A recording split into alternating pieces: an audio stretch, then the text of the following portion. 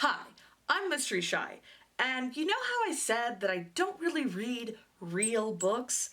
Well, I guess I lied, because I have another one to recommend. In this video, I'm going to be talking about The Traitor and the Wretch by Jasmine and Rowan MacColl.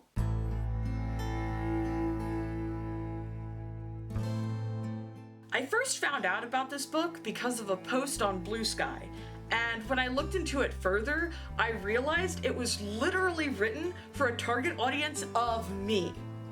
The Traitor and the Wretch is a gay, enemies to lovers, dark fantasy, and if that doesn't interest you, there's the door. The Traitor and the Wretch takes place in a medieval, high fantasy type setting. Mythical creatures and magic exist, but the majority of people are regular humans. This story begins at the end of a larger conflict, a final battle to determine the fate of the world. There are three main groups involved: the King's Army, the Rebels, and the Necromancers known as the Flesh Mage Cultists. The Cultists have managed to summon the evil god known as the Great One, or the Chaos Bringer, but the prophesized hero defeats it. In the aftermath, the hero claims the throne, left empty when the king died in battle. But this story isn't about him. The traitor, Percy, was a member of the hero's party. In his jealousy and distrust, he attacked the hero during the final battle. Percy failed and lost his right hand in the process. He fell down a ravine, seriously injured and on the verge of death, where he was found by the wretch, Nell. Nell is, or was, a flesh mage cultist. Formerly human, the flesh mages have a distinctive appearance of gray skin and black eyes with glowing irises. Flesh mages are widely feared because they have the ability to alter flesh, living or dead, to create powerful homunculi. The flesh mages are called cultists, but I think it would be more accurate to describe them as thralls. They're forced into submission and bound to do the bidding of the Great One under the threat of torture and death. With the defeat of the Great One, the flesh mages, Nell included, were freed from its control.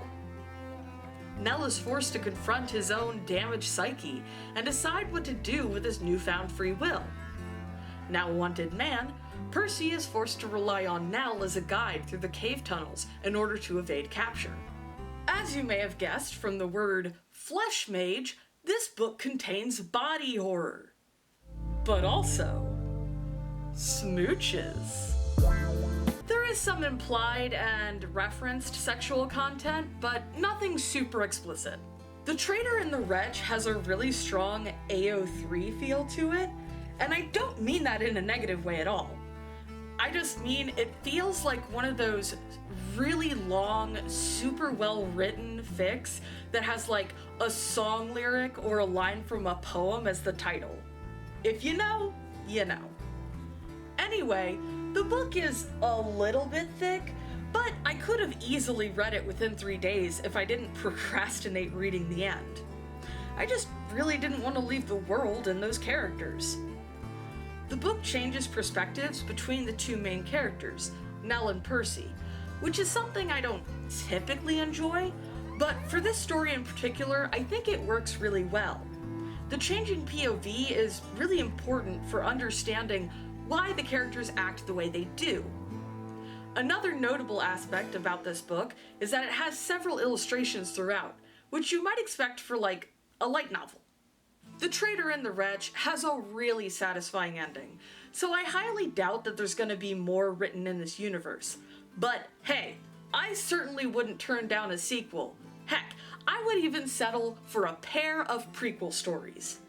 If all of that sounds like your cup of tea, please buy a copy and support the creators. If you've already read The Traitor and the Wretch, let me know what you think, and feel free to send recommendations of your own. Anyways, that's all I got.